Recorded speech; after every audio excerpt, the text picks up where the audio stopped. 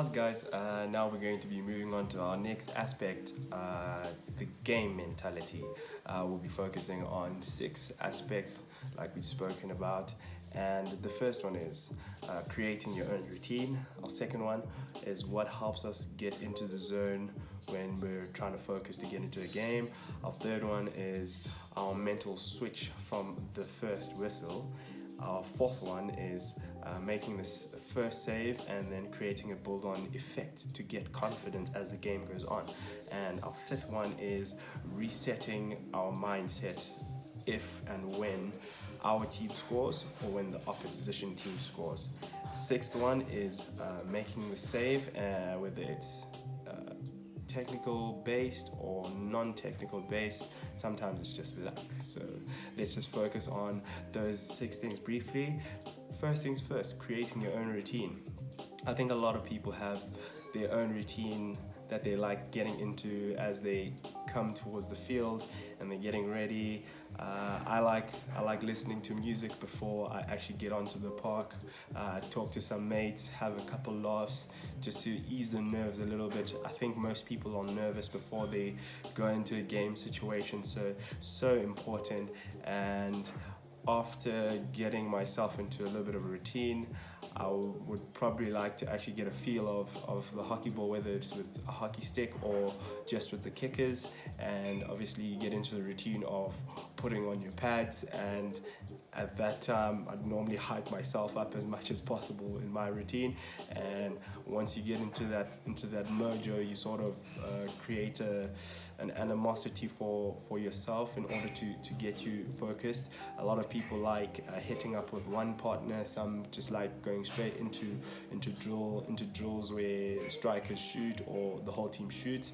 And yeah, that's the first aspect. The second aspect is how do you zone into the game, and that goes into your actions before a game. Like some people enjoy touching the ball, some people just enjoy making sure that they have ball to eye contact, some people enjoy just being very passive and not doing too much ball focused work.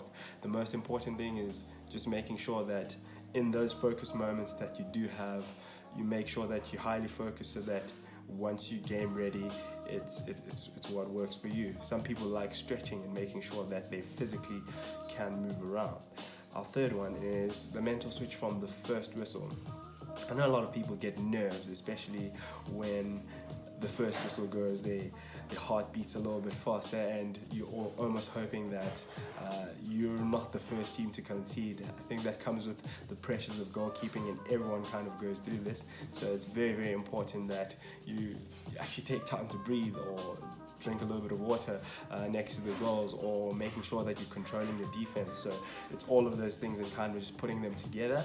Our fourth one is making the first save. I think this is a big aspect that a lot of people like to actually asphyxiate on. It's so important that you just be as calm as possible before you make the first save. Be still, make sure that you're confident and that you're just watching the ball to your body part or your equipment, and making sure that you're executing the save as well as possible. Sometimes it might be a wounded rabbit does beat most of us in most cases, but making sure that you make the first save is a building factor for your confidence. And once you get more confident, it becomes a lot easier. You're able to handle the pressure a little bit more, and you're able to control your defenders a little more, especially in the 9-yard area. It's so important that you're able to have a good relationship and connection with your defenders in order for you and them to help each other, especially in the 9-yard area and in the D area. Fifth one is always resetting once your team scores and once the opposition scores. I think it's very tough sometimes when you're the first one to concede. It makes it a little bit difficult for your team, so you bear a lot of responsibility for a lot of things that shouldn't be actually your responsibility.